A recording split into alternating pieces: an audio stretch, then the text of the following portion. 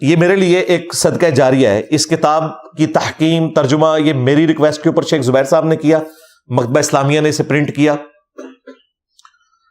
اور اس کی proof reading بھی میں نے کی. اور میں آپ کو بڑی حیران کن بات بتاؤں, اہل حدیث بیچارے جتنی بھی کوشش کر لیں ان کا دماغ ایک خاص جگہ سے آگے نہیں جاتا. اس میں ایک اتنا بڑا بلنڈر تھا, اگر وہ کتاب پرنٹ ہو جاتی نا تو شیخ صاحب کے اوپر گستاخی کا فتویٰ لگ جانا تھا. شکر ہے میں نے اس کی پروف ریڈنگ کی اس وقت. اس میں ایک 99 نمبر کے اوپر حدیث ہے جو اور کتابوں میں بھی ہے, وہ میں آج بیان بھی کروں گا, قبر رسول کی حاضری سے متعلق, کہ آپ نے پڑھنا ہے السلام علیکہ یا رسول اللہ, السلام علیکہ یا ابا بکر, السلام علیکہ یا عمر. یہ حدیث جب آتی ہے نا تو اس کے نیچے شیخ زبیر صاحب نے تو نہیں لکھا تھا, ان کے ایک اسٹوڈنٹ نے نا اپنا لچ فرائی کیا ہوا تھا. اور شیخ زبیر صاحب سے میں نے پوچھا یہ آپ نے کیا لکھا؟ ان کا میں نے نہیں لکھا, میں نے تو ان کو کچھ اور لکھ کے دیا تھا, انہوں نے خود ہی بیچ میں ڈال دیا. میں نے کہا یہ نکالیں, یہ آپ نے کیا گستاخی کی ہوئی ہے. اب یا رسول اللہ سے چڑھنے کی کیا ضرورت ہے یار, نماز میں یا رسول اللہ موجود ہے, السلام علیکہ ایھا النبی, اور بخاری مسلم میں الفاظ ہیں جب تم پڑھو گے اللہ پہنچا دے گا یار. اس سے کوئی حاضر و ناظر نہیں ثابت ہوتا. ان کو فوراً فکر پڑ جاتی ہے کہ بریلویوں کے حق میں چلی جائے گی بات, اور یہی وجہ ہے کہ ذلیل ہوتے ہیں بریلویوں کے ہاتھوں. یہ پھر انہوں نے جھوٹ مشہور کر دیا یہ شب معراج کی گفتگو ہے. بالکل کوئی شب معراج کی گفتگو نہیں ہے. بخاری مسلم سے میں نے ثابت کیا, یہ نبی علیہ السلام نے خود تعلیم فرمایا قرآن کی طرح. تو وہ انہوں نے نیچے لکھا کہ جی یہ جو صحابہ کرام کہتے تھے نا یا رسول اللہ, تو یہ اسی طریقے سے ہے. نعوذ باللہ نعوذ باللہ. وہ کہتے ہیں جس طرح بخاری مسلم میں آتا ہے کہ حضرت عمر نے حجر اسود کو کہا تھا, حجر اسود تو ایک پتھر ہی تو ہے, نہ کسی کو نفع دے سکتا ہے نہ نقصان, اگر نبی علیہ السلام نہ تجھے چومتے تو میں نہ چومتا.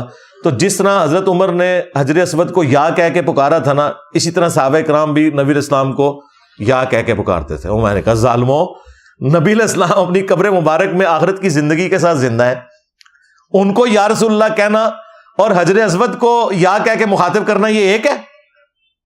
وہ تو ایک مردہ پتھر ہے. باقی جو اس کے روحانی معاملات ہیں وہ اپنی جگہ ہے, لیکن وہ پتھر ہے. یہاں پہ اللہ کے نبی کی بات ہو رہی ہے. اور میں نے کہا آپ نے اگر لکھنا ہے تو آپ یا رسول اللہ ثابت کرنا ہے, تو میں آپ کو بتاتا ہوں کہ بخاری میں حدیث موجود ہے, کم از کم 8 طرق ہیں اس کے, کہ جب نبی علیہ السلام کی میت رکھی ہوئی تھی تو حضرت ابوبکر نے آ کے نبی علیہ السلام کے چہرے اقدس سے کفن کی چادر ہٹائی اور آپ کے ماتھے پر بوسہ دیا اور کہا یا رسول اللہ, اللہ آپ پر 2 موتیں جمع نہیں کرے گا, ایک موت آپ کا مقدر تھی وہ آپ کو آ گئی, اب آپ ہمیشہ کی آخرت کی زندگی میں. تو حضرت ابوبکر صدیق رضی اللہ تعالیٰ عنہ نے نبی علیہ السلام کی وفات کے بعد ان کی میت کو مخاطب کر کے کیا کہا؟ یا رسول اللہ. یہ اصل ہے اس بات کی جو صحابہ کرام قبر رسول پر یا رسول اللہ کہتے تھے, کیونکہ انہیں پتا تھا کہ اب وہ آخرت کی زندگی میں, پتھر نہیں مانتے تھے. نعوذ باللہ.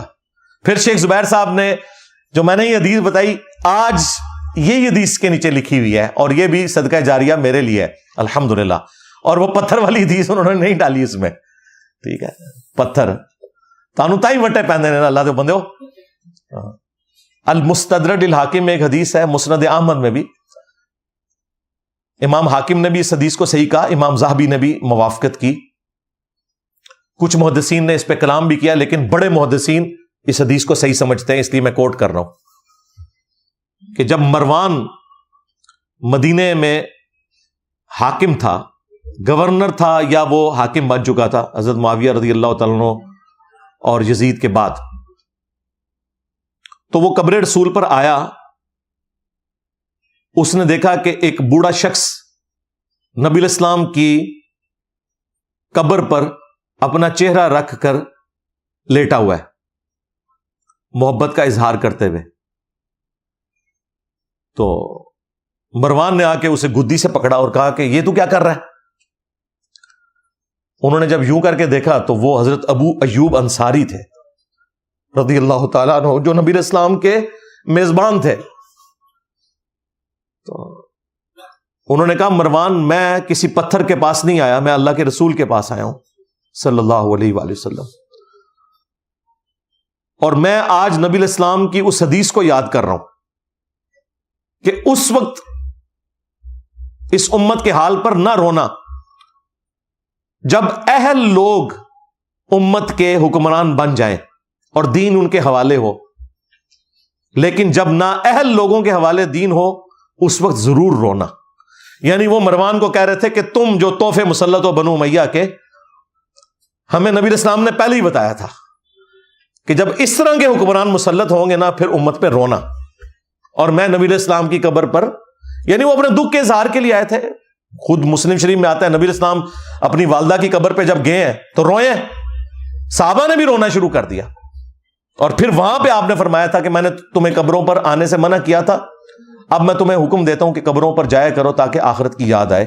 یہ دنیا سے بے رغبتی دلاتی ہیں.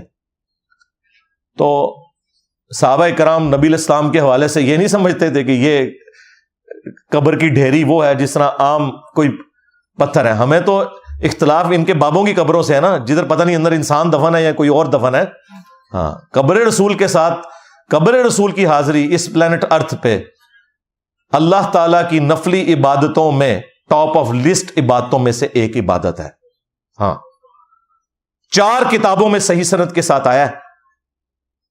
الموطا امام مالک میں، فضل الصلاۃ علی النبی میں، المصنف ابن ابی شیبہ میں، سنن کبریٰ البیہقی میں، 4 کتابوں میں کہ عبداللہ ابن عمر رضی اللہ تعالیٰ عنہ جب بھی مدینہ شریف سے نکلتے یا سفر سے واپس آتے، پہلے مسجد نبوی میں 2 نفل پڑھتے، پھر نبی علیہ السلام کی قبر اطہر پہ آ کر حاضری دیتے اور کہتے السلام علیکہ یا رسول اللہ، السلام علیکہ یا ابا بکر، حضرت ابو بکر کی قبر پہ، اور پھر حضرت عمر کی قبر پہ السلام علیکہ یا عمر. ایک روایت میں ہے السلام علیکہ یا ابتا، اے میرے باپ آپ پر سلام ہو. ظاہر بیٹے تھے وہ حضرت عمر کے. تو یہ صحابہ کرام کی روٹین ہے. الحمدللہ آج بھی جو مفتی اعظم سعودیہ کی حج اور عمرے کے طریقے پہ کتابیں پرنٹ ہو کے وہاں اردو جاننے والے لوگوں کو اردو ترجمے کے ساتھ دیتے ہیں، عربی والوں کو عربی کے ساتھ، فارسی والوں کو فارسی کے ساتھ، اس میں یہی روزہ رسول پہ حاضری کا طریقہ لکھا ہے. ایون مسجد نبوی شریف کا جو چینل ہے اس پہ جب روزہ شریف دکھاتے ہیں تو وہ کمنٹیٹر پڑھتا ہے السلام علیکہ یا رسول اللہ، السلام علیکہ یا ابا بکر. ٹھیک ہے، ہمیں اس درود سے کوئی چڑ نہیں، نعوذ باللہ. یہ تو درود نبی علیہ السلام نے سکھایا ہے، آپ نے اذان میں اسے خود سے ایڈ کر دیا ہوا ہے. ٹھیک ہے، اور وہ بھی اس وقت تک جب تک کہ سپیکر آن ہو، سپیکر آف ہو تو پھر یہ درود بھی آپ کو بھول جاتا ہے. یہ قبر رسول کے ساتھ مخصوص ہے درود شریف. اور نماز میں، ہر نماز میں ہے السلام علیکہ ایھا النبی. اور نبی علیہ السلام نے کہا کہ جب یہ پڑھو گے اللہ تعالیٰ تمہارا سلام ہر نیک بندے تک پہنچا دے گا، کیونکہ اس کے بعد نیک بندوں پہ بھی سلام ہے، السلام علینا وعلی عباد اللہ الصالحین. تو وہ اس کے اندر الحمدللہ اس اعتبار سے داخل ہے. تو یہ کتاب PDF اگر ڈاؤن لوڈ کرنا ہے، یہ آلموسٹ کوئی 200 صفحوں کی کتاب ہے. آپ ہماری ویب سائٹ پہ جائیں، ادر بکس والے پورشن میں یہ کتاب رکھی ہوئی ہے. اور اگر آپ یہ کتاب خریدنا چاہتے ہیں تو میں چونکہ بلک میں اٹھاتا ہوں، ہمیں سستی پڑ جاتی ہے اکیڈمی کے لیے، پھر مزید ہم اپنی طرف سے بھی اس میں پیسے ڈالتے ہیں تاکہ ایک عام آدمی اس کتاب کو آسانی کے ساتھ خرید سکے. تو مارکیٹ میں تو اس کی قیمت آلموسٹ کوئی 600 روپے ہے، بلکہ اس سے بھی تھوڑی سی زیادہ ہی ہے.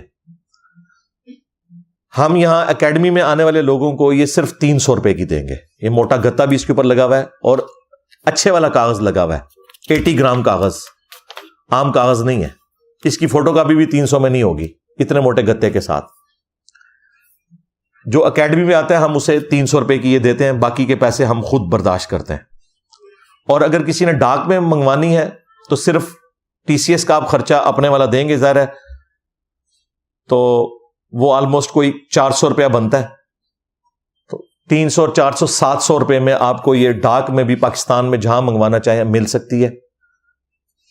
اور اس کے لیے آپ ہماری اکیڈمی میں رابطہ بھی کر سکتے ہیں صبح 9 سے شام 5 بجے تک. 032159000162 ہماری اکیڈمی کا نمبر ہے. اس سے ہماری کوئی کمائی نہیں ہوتی، صرف کتابیں ہم اس لیے آدھی قیمت پہ دیتے ہیں تاکہ لوگوں میں شوق پیدا ہو. جو اوپر کوئی خرچہ ہوتا ہے وہ ہم اپنی طرف سے کر کے ایک راؤنڈ فگر میں آپ کو کتاب دے دیتے ہیں. تو یہ کتاب آج بھی، چونکہ آج درس اسی حوالے سے ہے، تو درس کے بعد جس نے بھی کتاب خریدنی ہے تو پیچھے بلک میں اویلیبل ہے. میرا خیال ہے 250 کے قریب کتابیں پڑھی ہوں گی. تو جنہیں شوق ہے وہ لے سکتے ہیں. یہاں سے آپ کو 300 روپے کی انشاءاللہ کتاب مل جائے گی. باقی لوگ ڈاک میں منگوانا چاہیں تو ان کے لیے بھی انشاءاللہ ہم TCS کے ذریعے ان کو بھجوا دیں گے، پوسٹ کے ذریعے انشاءاللہ تعالی.